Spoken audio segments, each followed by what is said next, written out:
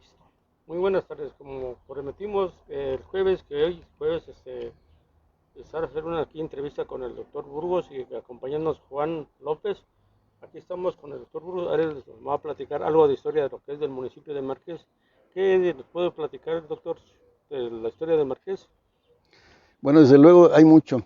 Aquí en La Cañada, en el Marqués, pues hay mucha historia porque pues este año se cumplen 500 años de que un indígena que conocía perfectamente bien el lugar porque se dedicaba al comercio, este indígena lo conocían como Coni. Coni, que quiere decir ruido, porque él era posteca, los postecas son los que se dedican al comercio, y tenía otras funciones, también era espía del emperador azteca, etcétera. Pero él venía aquí y conocía perfectamente bien a los chichimecas que habitaban aquí en las cuevas de lo que se llama la Cañada. Y cuando viene la conquista, que empiezan a llegar los españoles a Veracruz, entonces empieza una gran conmoción cuando se unen los, eh, con los grupos indígenas, se unen para realizar la conquista, porque la conquista de México no la hicieron propiamente los españoles, la hicieron, se inició con los tlaxcaltecas, y ellos empiezan a perseguir a otros grupos, y entonces Coni, en aquella época, en 1521, se dirige a lo que ya conocía, a estas tierras, donde tenía contacto con indígenas que eran indómitos, los chichimecas, pero que tenía un trato ya amable con ellos, y aquí deja a sus familiares. Él vivió una temporada en 1521 y se calcula que más o menos a mediados de este año se cumplen los 500 años de que se dio ese hecho. 10 años antes que Querétaro, el pueblo de La Cañada ya se iniciaba el poblamiento simplemente por el que después fue el conquistador de Querétaro, de los Apaseos y de San Miguel el Grande, y aquel que después, 10 años después, ya llegó bautizado y con el nombre de Fernando de Tapia, que lo conocemos como Coni, el nombre correcto, o Fernando de Tapia, y que mucha gente se confunde con las fechas, y Querétaro se ha llevado todo el mérito de la conquista, de la antigüedad. Supuestamente van a ser los 490 años este año de la fundación de Querétaro, pero ya aquí eran 10 años antes cuando se inició el poblamiento. No fundación, eso hay que precisarlo bien porque hubo algunas críticas cuando se empezó a manejar como fundación. Entonces, hay mucho aquí en La Cañada, porque de historia, una vez que se asentó este grupo de indígenas, fue creciendo y vieron la semejanza de un gran juego de pelota, porque traían la idea de los juegos de pelota, y entonces algo que poca gente sabe, que nada más los lugareños aquí lo conocemos, que es que el juego de pelota pues, era la cañada, la pared de un lado, pero con un aro natural que está a la altura de Hércules, que es la piedra agujerada, que lo conocen así. Pan de dulce. No, No, la peña. la peña agujerada en la parte de arriba. En la parte de arriba hay una peña que semeja un arco, ¿verdad? Un arco. Entonces, pues hay mucho que podemos hablar. Más bien yo quisiera que ustedes pusieran el tema, porque hay muy buen tema con lo que tiene aquí el señor López. A ver, vamos a hablarlo, esa que no sabíamos de eso, de la capillita que no la habíamos conocido. Esa capilla nos hablaba de que tiene que 200 años, que era de la próxima concepción, la imagen que tiene, que veneraban a aquellas personas de aquellos tiempos. Efectivamente, esa capilla tiene más de 200 años, todavía fue construida, me atrevería a decir, por indígenas otomíes de aquella época. Mi abuela Francisca López hablaba otomí, yo ya la conocí perfectamente, a mi abuelo Enrique López también. Entonces esa imagen tradicionalmente se ha venerado ahí en el barrio de San José, esa capilla construida desde tiempos muy viejos. Cada 8 de diciembre se festeja y se venera ahí a la Purísima Concepción, el día 8 de diciembre. El 7 su velación y el 8 de diciembre con la presencia de varios herederos, porque así se les llamaba y así se sigue llamando, herederos de esa tradición. Esta imagen, hasta donde conozco, fue traída por los monjes franciscanos que acompañaban a los conquistadores a venir a evangelizar a los indígenas de aquel tiempo. Esta purísima concepción es de madera, fue una vez retocada. Mi abuelo Enrique López la manda a retocar a Querétaro con un anticuario, yo la acompaño, yo creo que yo tenía unos 10 años, ahorita tengo 62, entrados a 63, y fue retocada efectivamente, pero es una imagen muy bella, muy bien proporcionada, hecha de madera, aquí traigo todavía un vestigio porque este fue un pernito de la base que se rompió ya por lo antiguo, es madera. Entonces es importante este tipo de cosas, preservarlas aquí en la cañada, y que se le dé el valor pues a todo el pueblo, porque todo el pueblo es rico en tradiciones, en cultura, en gastronomía, tantas cosas que no debemos de perder. Es importantísimo eso y rescatar e inculcar a las generaciones que vienen nuestra fe y nuestras tradiciones. Por la imagen, según veo yo en el video que estuvimos revisando, es como dice el señor López, una imagen de origen europeo, porque es una imagen muy fina. Y aquí la interpretación que tenían los indígenas, que les empezaron a enseñar la escultura, el trabajo de la piedra, si ustedes se dan cuenta cómo había cierta desproporción, porque generalmente los santos eran la cabeza muy desarrollada, etcétera. Y esta tiene mucha finura, tiene la influencia europea. Y aquí en la cañada hay verdaderas joyas porque hay cristos que tienen 300, 400 años, hay cristos de caña de maíz, que son ya elaboración aquí de nuestros antepasados, pero también hay muchas tradiciones que los herederos, porque aquí no son mayordomías como en otros lados, sino son los herederos, que los familiares que tienen la fe desde sus antepasados en cierta representación religiosa, en cierto santo, que lo escogieron por conveniencia, por convencimiento, para que los cuidara, porque está Santiago, está San Andrés, San José, la Virgen de los Dolores. En cada barrio de los barrios antiguos, como el barrio de Xidó, que ese nombre me lo dio don Pablo, recientemente fallecido, el barrio de Xidó, pues se cambió, parece que ahora es el barrio San Francisco y así. Entonces, este tipo de representaciones religiosas, esculturas, cristos y cuadros también tienen gran contenido por la tradición del pueblo. El Pajarita, que ustedes conocen, él tiene un cuadro donde está una representación que yo le he consultado a algunos sacerdotes, a conocedores, y está un niño que se supone que es Jesús, por la representación más o menos de la época, vestido a la usanza de la Edad Media, pero después de eso tiene la Virgen está arrodillada, San José tiene un martillo, pero está estigmatizado, y después en un árbol está una campana, y hacia el lado izquierdo, está la muerte y el demonio.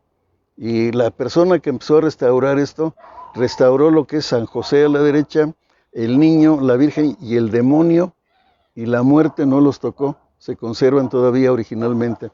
Ese cuadro estaba dentro de una capilla, allá por el rumbo, en la parte de atrás de Emiliano Zapata, ahí donde está el cerro de la Pasión, Cerro Bautisterio, y lo conservan porque cada año lo llevaban al templo, en determinada fecha lo llevaban hasta que el sacerdote les prohibió la entrada por la representación del demonio.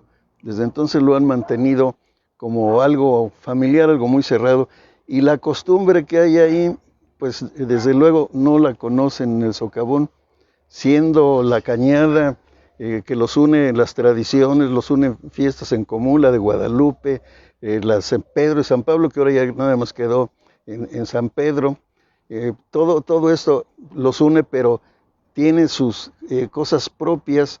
Las familias, por ejemplo, aquí cada año está San Antonio, lo de los Dolores, con tu familia, Anselmo, etcétera. Pues todo esto es una riqueza que se debe de conservar, que se debe de alentar. Incluso tanto el clero como las autoridades civiles deben de tratar de conservarlo, porque muchas veces, hay que decirlo abiertamente, ha habido sacerdotes que se han opuesto a las tradiciones del pueblo, El padre González Luque, por ejemplo, cuando danzaron las primeras mujeres, que amenazó: si danzan estas personas, estas mujeres, cierro el templo, y el templo se cerró, pero ellas danzaron. Entonces ese tipo de tradiciones que desde la conquista la aceptaron y quedaron como algo no escrito, pero que se sentía, aceptaron la fe, la nueva fe, pero también con el sincretismo de conservar las tradiciones muy de aquí. Y el hecho de que el señor López tenga esa capilla, que hay capillas que pues, eran capillas donde el común era un todo, las huertas eran de todos, el común era de todos, circulaban, todavía no había divisiones de las casas, y muchas de las capillas fueron quedando dentro de las propiedades, y entonces esas propiedades con el paso del tiempo se fueron pues deteriorando. Lo primero que se derrumbaron fueron los techos, porque eran techos de madera, rústicos, y a mí me extrañó pues conserva todavía la estructura original por el tipo de vigas muy rústicas hechas con hachuela y todo según se ve. Sí, es muy rica la Cañada en este tipo de tradiciones, de leyendas. Hay muchas capillas aquí en la Cañada, más que francamente ya no se dan a conocer. Había una capilla aquí adelantito donde era la herrería, pues que ahora ya es casa, ya la destruyeron la capilla y nunca se la de Marqués en la Cañada en la cabecera. Hablaban hace rato, estaban comentando de los cristeros. Y los cristeros aquí tuvieron presencia, no solo en Colón. En Colón se ha alentado mucho eso, por doña Agripina Montes, la coronela, que fue la que manejó todo aquello. Pero aquí en la Cañada, en la capilla ahí del socavón, en la antigua, en la que quedó abajo de la capilla nueva, ahí hay una piedra. Esa piedra pues, es de 1927, 29, donde abajo dice: viva Cristo Rey, viva la Virgen de Guadalupe, viva Cristo Rey, que era la frase de los cristeros cuando los soldados llegaban pues a perseguir, que no hubiera sacerdotes haciendo misa en forma clandestina, que hubiera cierto número de sacerdotes por habitantes, porque había muchos sacerdotes. Entonces se trató de reglamentar, y de ahí surge la guerra cristera, que no fue que el gobierno haya cerrado los templos. Eso hay que dejarlo muy claro. Ya la gente que conoce algo de historia sabe que el clero fue el que cerró los templos como una presión para el gobierno. Entonces fue un manejo de fuerzas, y desde luego hubo excesos de ambas partes y muchos inocentes fallecieron, pero así llama la atención esa piedra. Ojalá no se destruya, ojalá la conserven, porque dicen que no hay nada peor que un tonto con iniciativa. Hay gente que luego destruye cosas, y aparentemente ahora a los sacerdotes les han dado capacitación, porque en la sierra llegaban a blanquear las pinturas que se les parecían mal, porque eran de los indígenas, las capillas de las familias ahí en el semidesierto, llegaban y las blanqueaban, porque era la interpretación de los lugareños, de los indígenas de allá. Aquí afortunadamente, y es de reconocerse, el templo de San Pedro, que duró 100 años la construcción, ese templo es mejor que muchos de Querétaro. La presencia que tiene, la ornamentación, el contenido, la historia, el Cucho Montes ahí a la entrada, la urna, todo lo que conserva aquí de la magia del pueblo. Mi abuela me comentaba que también, retomando el tema de la guerra cristera, mi abuela decía: la persecución, hijo, me decía, hubo una persecución, decía, y a la imagen la llevábamos al cerro, me decía mi abuela, la llevábamos al cerro y allí la enterrábamos, y el padre llegaba a oficiar misa ahí. Ahí hubo gente que se casó, hijo, me decía, en el cerro, se casaba en el cerro con la imagen, y la volvíamos a esconder en el cerro. O sea, tantas cosas que se han defendido, ¿verdad?, con la fe, para preservar las tradiciones, y que sí nos han servido mucho, porque fuimos que todavía creados, esa generación, con valores: el respeto, el besarle la mano al padrino, ¿verdad?, todo el respeto que ahora lamentablemente en mucha juventud se ha perdido, y por eso el mundo está tan descompuesto. Vale la pena, hombre, esto volverlo a retomar ahorita. Esta época que estamos viviendo con la pandemia nos obliga a reflexionar qué estamos haciendo también con la educación de nuestros hijos, de nuestros nietos, para que vuelvan a tener esos valores, ¿no? que se han perdido para mal de la humanidad. La religiosidad aquí pues, es muy conocida, por eso gente que no va acorde con esto, no entra, no puede entrar, no puede comprender el ritmo de vida que tiene. Y cada familia, a mí me gusta mucho y he tratado de rescatarlo en los libros que he escrito sobre el Marqués, sobre la Cañada, y profundizar porque hay cosas muy interesantes de que tiene cada familia, cómo recibieron ellos pues la imagen, cómo se desarrolló su vida en torno a los festejos de la Virgen, de la imagen que tiene ahí, señor López, porque pues, es algo que en otros santos, en otras festividades, vemos cómo los herederos siguen todavía con algunas costumbres que les inculcaron sus mayores. Por ejemplo, aquí en el barrio de Dolores, cada año cambiarle la ropa, hacer una serie de manejos que conoce ya bien el grupo que formó o que era parte de los encargados de esto. Ahí yo creo que usted tiene cosas interesantes desde la niñez, de cómo se desarrolló, ¿no?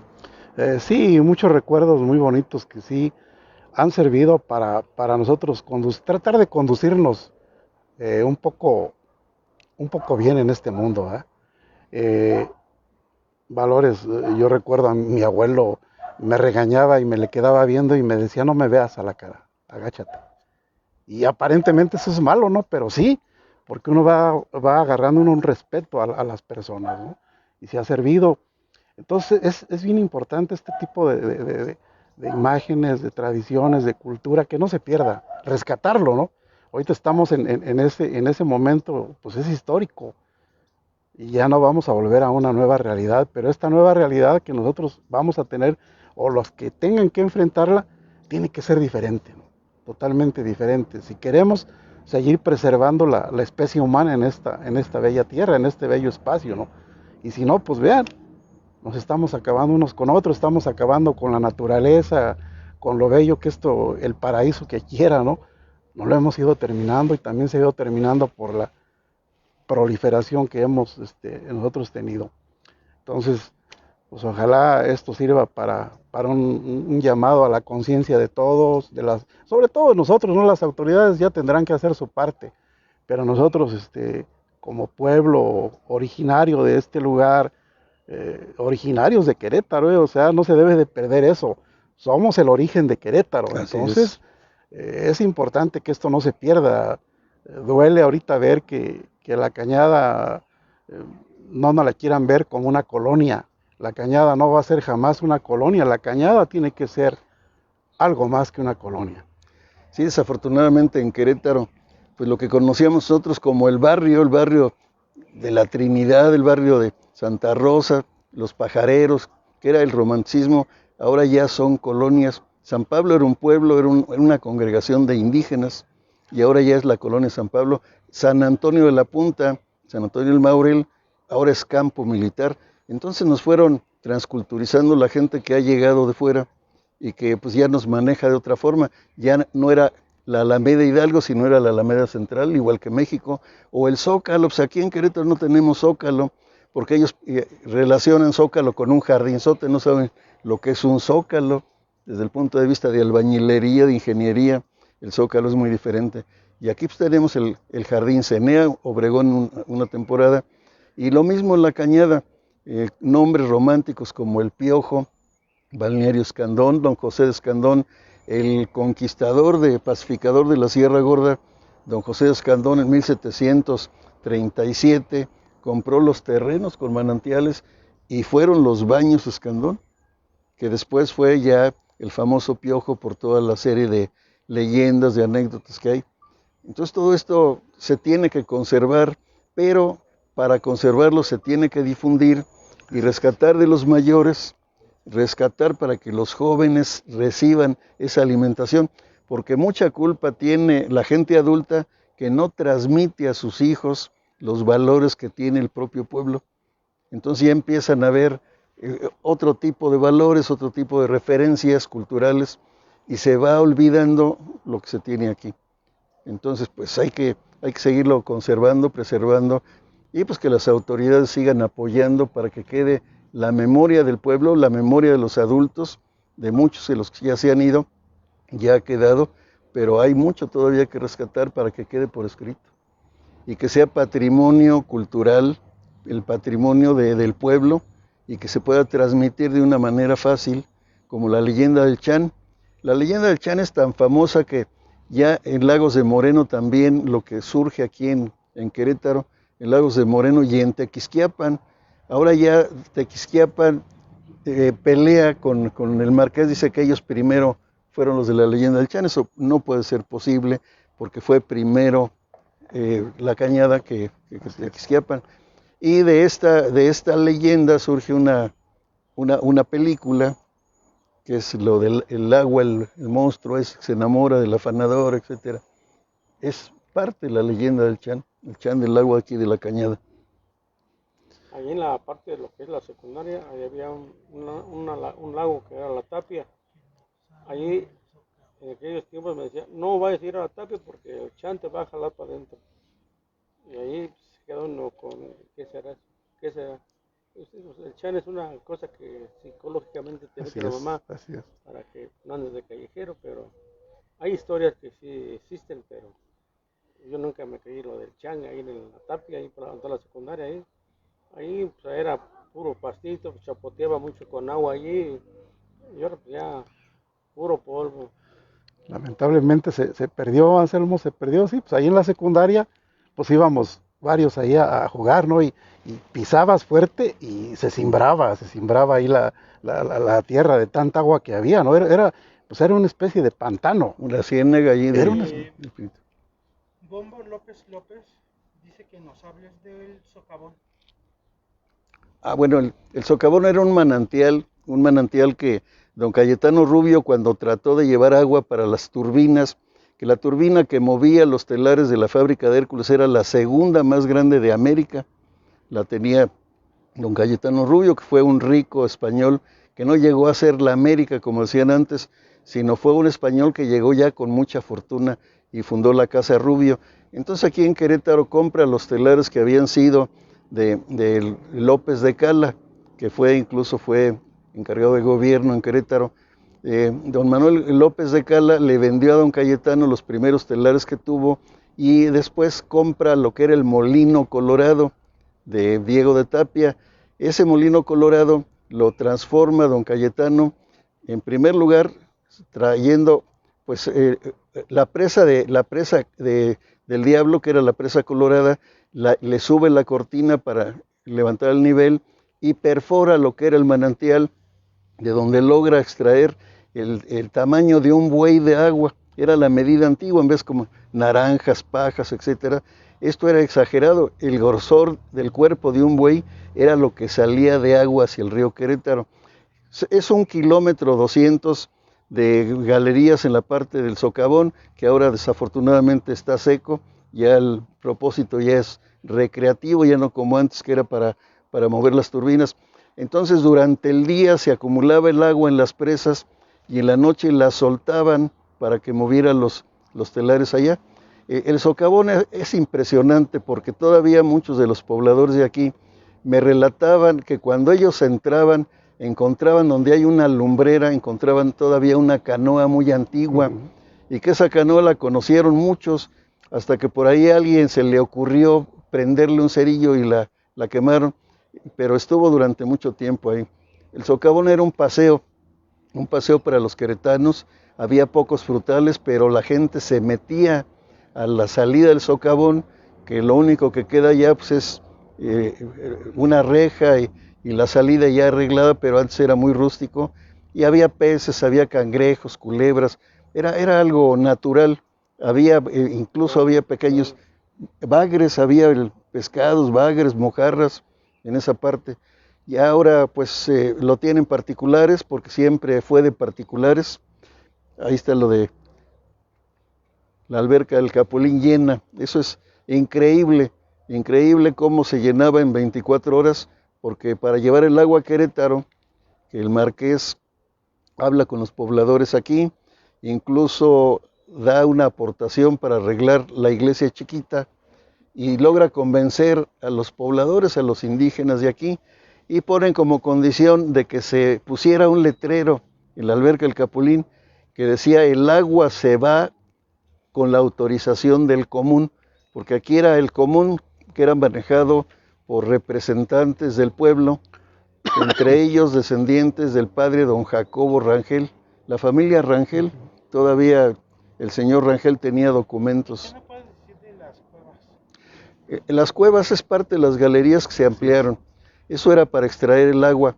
El agua durante mucho tiempo, desde el Carmen, de todos estos manantiales, se recargaba, pero la abundancia de agua terminó cuando algunas de las autoridades, primero fue olvidar el acueducto del Marqués, que está destruido totalmente al nivel del número 105 de Emiliano Zapata, donde está la curva, por ahí por la Guayaba le llaman esa parte. Todavía hay parte del acueducto del Marqués que era muy angosto, de calicanto. En la época del gobernador Francisco González de Cosío, porfiriano, en 1890 y tantos, deciden ampliar pues el caudal de agua para Querétaro y construyen lo que es el acueducto porfiriano, que es lo que está todavía por ahí, los vestigios, que ya era un gran acueducto tapado con losa, etcétera. Pero cuando todavía le quieren exigir más a los manantiales, ya no brotaban, entonces se van con un pozo que está a un lado de lo que era la alberca del Marqués, la alberca del Capulín, y con ese pozo empiezan a bombear, forzando el acuífero, y lo agotaron.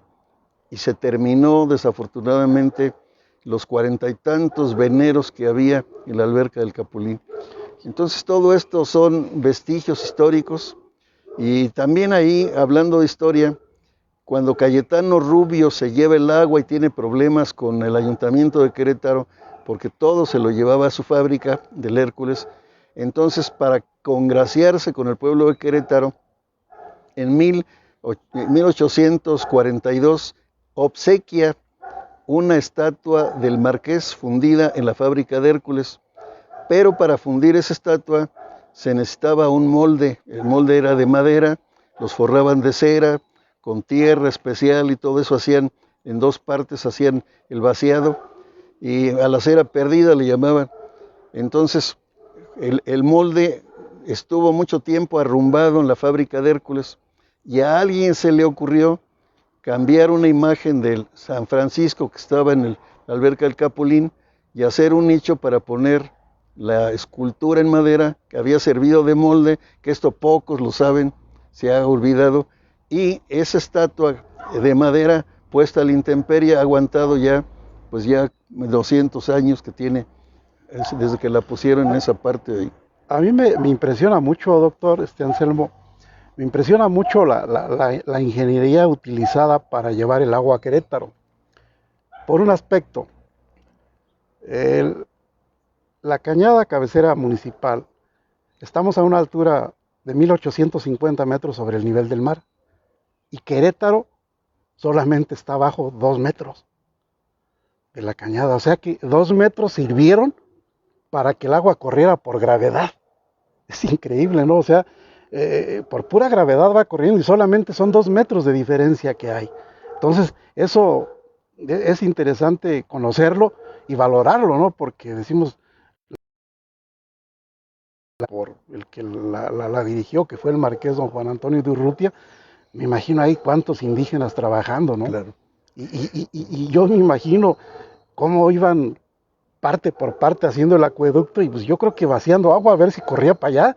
O sea, es interesante cómo meterse un poquito a la historia del agua en la cañada, ¿no? De cómo se transportó hasta Querétaro. Afortunadamente el marqués tenía experiencia porque él era el encargado de le habían designado como regidor vitalicio del agua en la Ciudad de México, y con esa experiencia, cuando llega a traer a una monja que era sobrina de su esposa, de la marquesa doña Paula Guerrero y Dávila, a esa monja la acompaña el marqués con otras monjas capuchinas, y de ahí surge la leyenda que el marqués, que por la monja, que para que se bañara la monja, algo que sería ridículo, cómo hacer un acueducto teniendo una ciudad que tenía agua contaminada, sedienta, para una monja. Entonces, y esto es romanticismo, pero es leyenda nada más. Entonces, el marqués de su peculio o de la marquesa dedica una gran cantidad, la mayor parte, 80 y tantos mil pesos de aquella época. Y el acueducto tiene muchas cosas desconocidas. Esto, pues nada más hay que recordar que era una costumbre árabe de que cuando había una fuente de agua se le pagaba, se le daba una ofrenda para que no se agotara esa fuente de agua. Y el acueducto tiene una ofrenda que no se sabe dónde, porque pues se les pagaba con monedas de oro, plata, y era una cosa muy usual que incluso los indígenas de la Cañada adoptaron. Y en la iglesia chiquita, cuando la arreglaron en 1810, empezaron a ver que había ofrendas, pero era por la costumbre que ya habían adoptado los indígenas de pagar a la construcción, de pagarle para que les diera un servicio. Entonces el acueducto iba a dar un gran servicio a la ciudad de Querétaro y lo dio. Más de 200 años el agua de la Cañada alimentó a la ciudad de Querétaro, agua de calidad, tibia, llegaba el agua tibia por allá.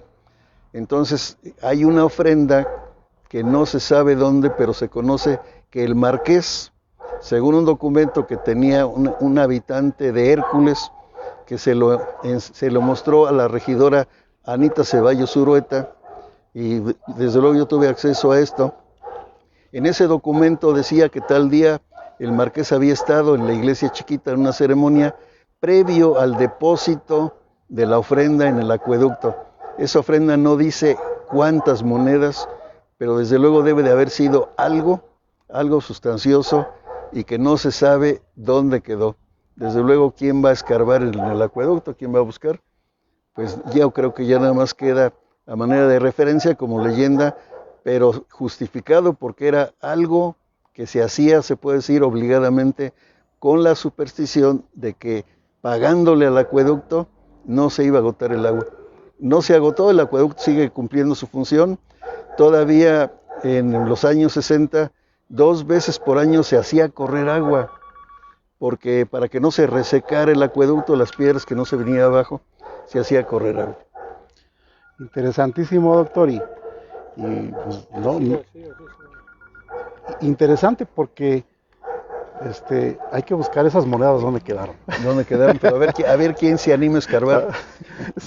No, muy interesante, y yo creo que vale la pena todo ese tipo de conocimiento y de anécdotas, pues que la gente, que las conozcamos todos, ¿no? Porque muchas cosas nosotros ignoramos, y qué bueno que contar con gente como usted, que se ha metido a fondo en la historia de este bello lugar, pues para conocimiento de todos, ¿no? Y para preservar lo que nos queda.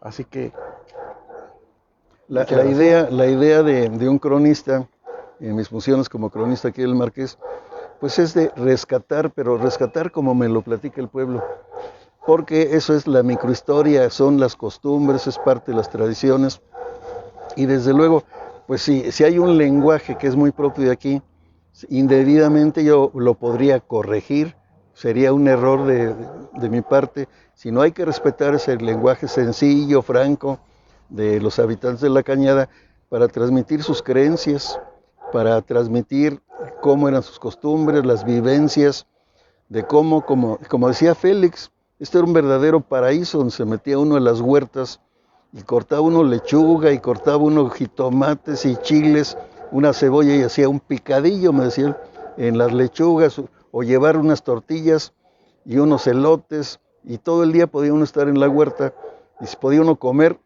no sacar, no cortar, sino pedir la autorización del propietario o del encargado, y era el común. Lo de aquí pues era de todos, y había respeto absoluto. Totalmente, decía un señor de aquí, don Santiago Martínez, una persona también muy longeva aquí en la Cañada, y con muchas cosas que contaba. Íbamos a veces, nos encontraba en sus huertas por allá por la presa. Todo para comer aquí, niños, para llevar nada. Entonces, bueno, cuando se descuidábamos, había quien, ¿verdad?, llevaba sus bolsitas y pues hacer su itacate para que sus mamás fueran a vender al mercado. Pero era interesante esto. La fruta y las flores, una parte que había las mesas de flores.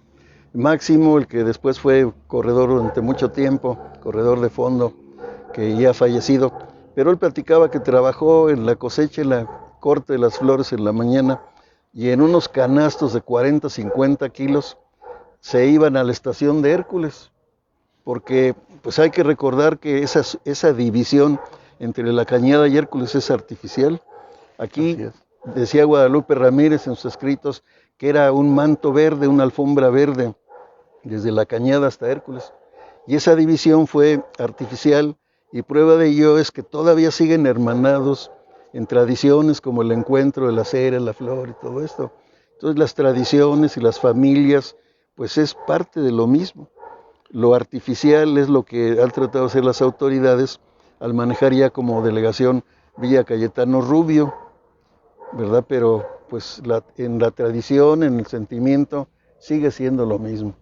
Era muy rico ir a la presa, y en las huertas de don Manuel Luna, antes de llegar a la presa, el nardo.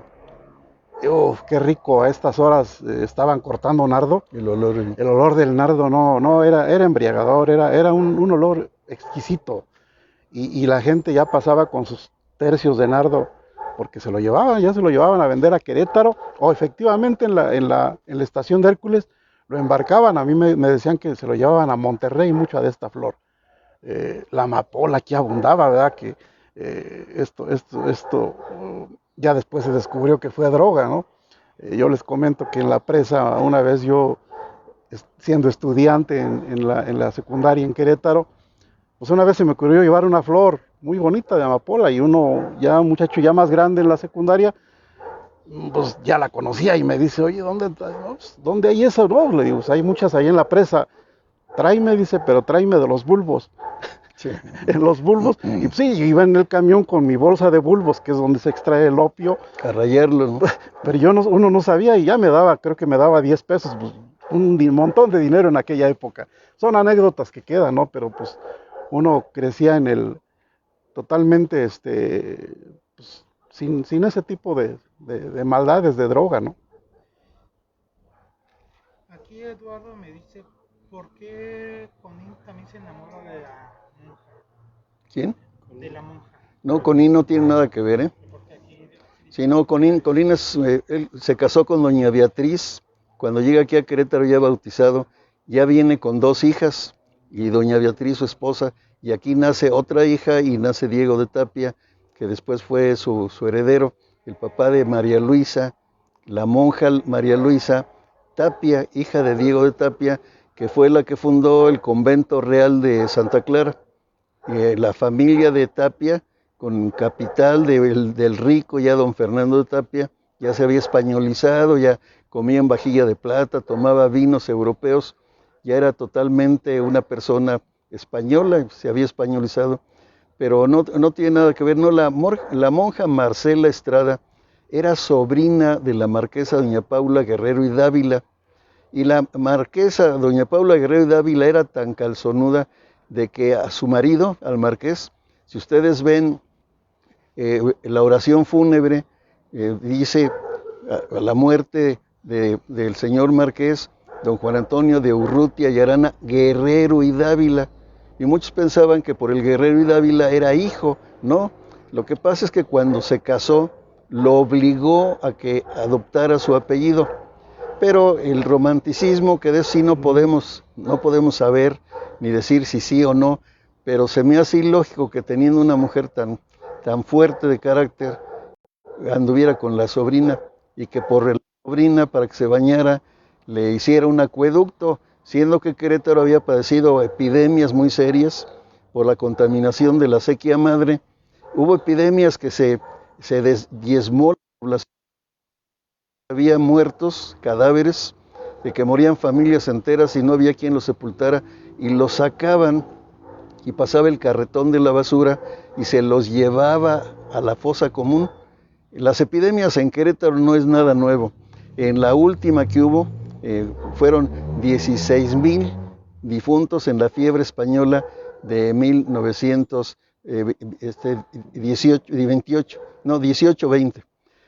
Fueron 16,000 los difuntos algo que es muy parecido a lo que estamos padeciendo ahorita, la gente con cubreboca, con remedios caseros, no había desde luego el soporte médico ni las vacunas que tenemos ahora.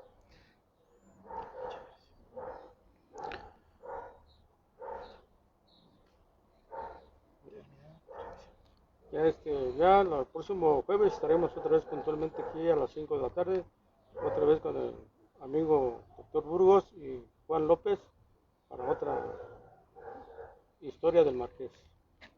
Gracias al público.